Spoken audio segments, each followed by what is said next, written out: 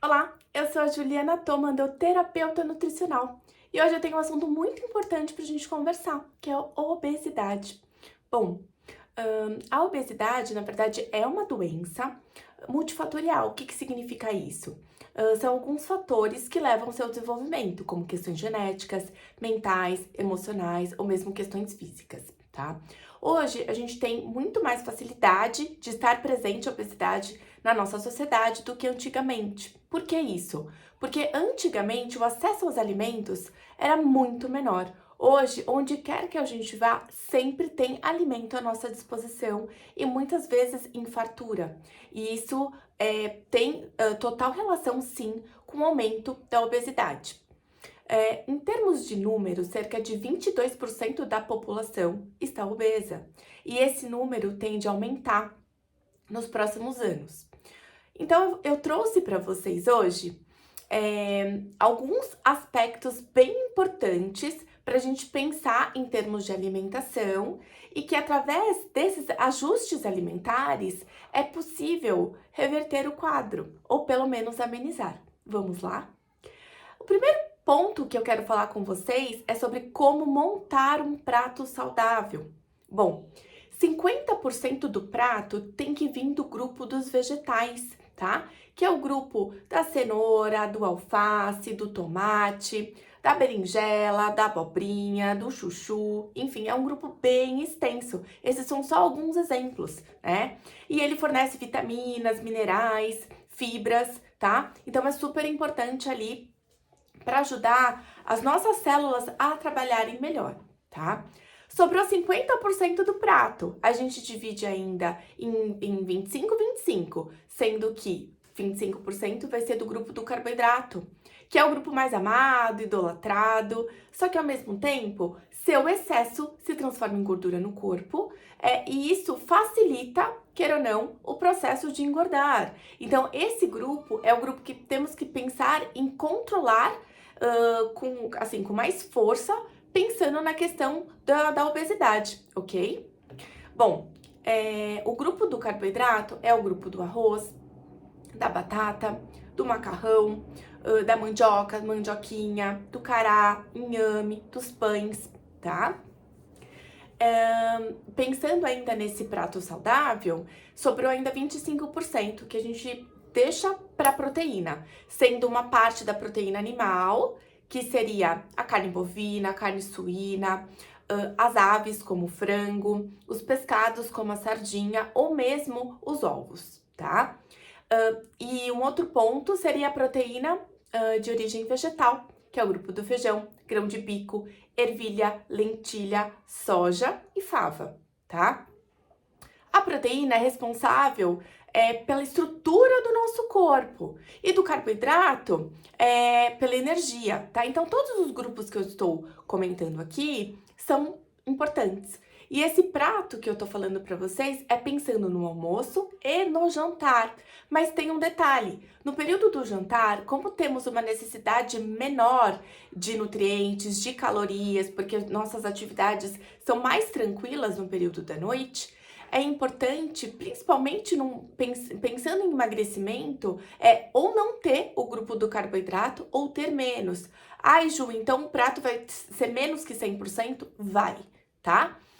Isso é uma dica bem importante aí para vocês colocarem na prática para quem busca o emagrecimento. Então, diminuir o grupo lá da batata, do arroz, tá?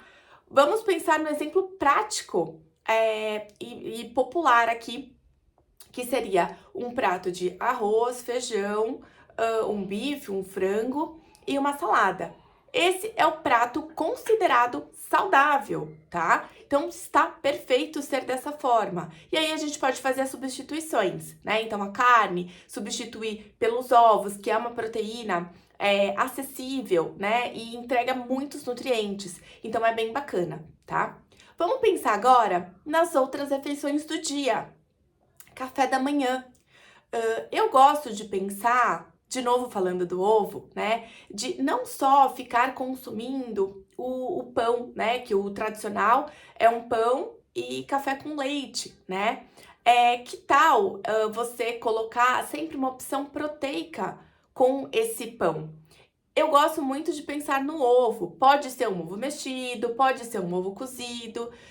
E se for possível, até alguns dias, não colocar o pão, né, nesse momento. Porque o pão, ele acaba inflamando bastante as nossas células, né? E pensando em obesidade, um paciente obeso é um paciente que já tem bastante inflamação no corpo.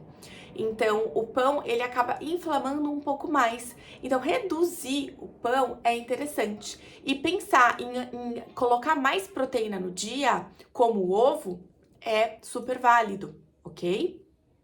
Pensando no dia todo, o ideal é até 4 ovos no dia. Então, nisso é importante ver se pode ter dois no café da manhã e 2, por exemplo, no jantar ou no almoço, tá? Não em todas as refeições. É sempre importante pensar aí nessa variedade, tá? Gosto sim de pensar que a alimentação tem que ser fracionada. O que significa isso? Ter o café da manhã, o almoço e o jantar e os lanches intermediários, em especial o lanche da tarde. Por quê? Entre o almoço e o jantar, a gente tem um período muito longo.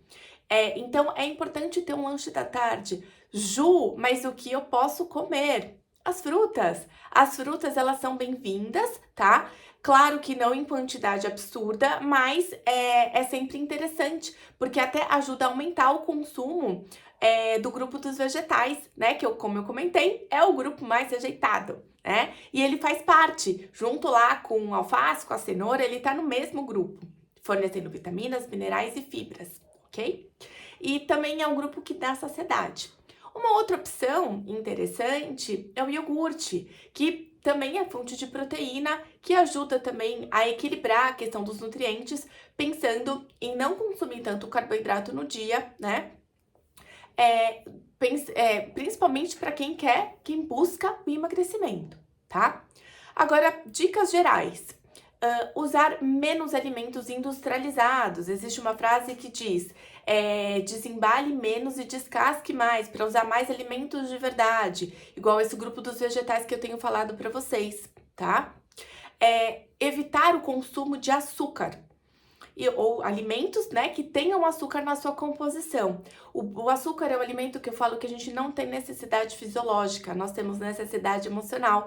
Então, é possível, só consumindo outro carboidrato, como a fruta, fazer essa substituição, tá? E quando for comer, ter atenção plena, estar ali presente. Normalmente a gente fica vendo TV, mexendo em celular, desligado. E isso muitas vezes faz com que você aumente a quantidade que você come, porque você não tá prestando atenção no que você tá fazendo. E o outro ponto que até traz essa atenção plena é você prestar atenção na sua mastigação. O ideal é mastigar de 20 a 30 vezes antes de engolir. Então, que tal, né? Para você ficar conectado ali no momento da sua refeição, presta atenção na sua mastigação, tá? E isso também vai fazer toda a diferença para o processo de saciedade, ou seja, você vai se sentir saciado com mais facilidade, tá? Além do que, você pode diminuir a quantidade que você come, tá bom? Essas foram as minhas orientações para vocês. Espero ter sido útil. Um beijo!